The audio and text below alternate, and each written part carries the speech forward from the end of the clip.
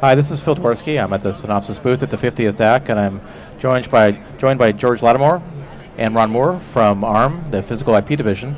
And we just finished a very successful lunch in which George talked a little bit about some of the analog mixed signal work that we've been doing together. So I thought it would be a good idea to understand from your perspective some of what you're seeing in terms of the complexity of the process technology crossing with the memory kind of technology you're building. I know that's created a lot of challenge, especially in the area of FinFET. So why don't you describe some of that? Sure. As we've gone from 20 nanometer to 14 nanometer, you would normally expect to see a 3x increase in net list size just due to the photolithography challenges. But when we've had to include FinFETs as well as double patterning, we've seen net list grow more than 3x. And we've seen the simulation runtime go from 3 to 10x. So we've had a huge increase that's not typical when we move from one technology to the next technology node. So how did you go about solving the challenge of this increased complexity and having to model this for your FinFET memories? Sure.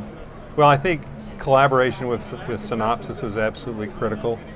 We came back and we've been working with Synopsys since 20 nanometer because that was really a very challenging node even in a planar technology. So we worked overall about 5 quarters with Synopsys. We got some help on our 20 nanometer node, and then all the things we needed for 20 nanometer as well as the changes for 14 nanometer in the last 9 months. Synopsys has really brought the 14 nanometer FinFET technology up to a par for where we are with 20.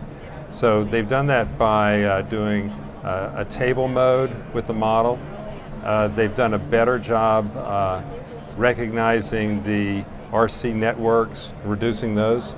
And then they have a feature called Power Block that was really made a huge difference for us because we have a feature that allows us to shut our memories down in different power modes, different granularities, and we call that power gating.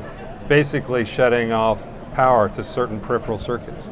And Synopsys in FineSim now is able to recognize that issue, and in doing that we've had more than a 2x improvement in simulation time as well as the capacity needed on our IT cluster. So that really has to translate into memory usage and performance across the board. And I think that the interesting thing is it's not just simulation runtime, it is that need for memory capacity in the cluster that's becomes very critical. To match your compute farm. That's right. That makes a lot of sense. So Ron, why don't you discuss briefly how this translates into customer value for ARM's customers? Yeah. So from our customers, we look at it from the SoC, and ARM has a DNA of the architectural of power efficiency, but you also realize that you have to go with the memories and the standard cells. You have to have the low voltage operations of DVFS, and without the power gating capabilities and without the ability to drop the power on the memories, you're losing a lot of that power.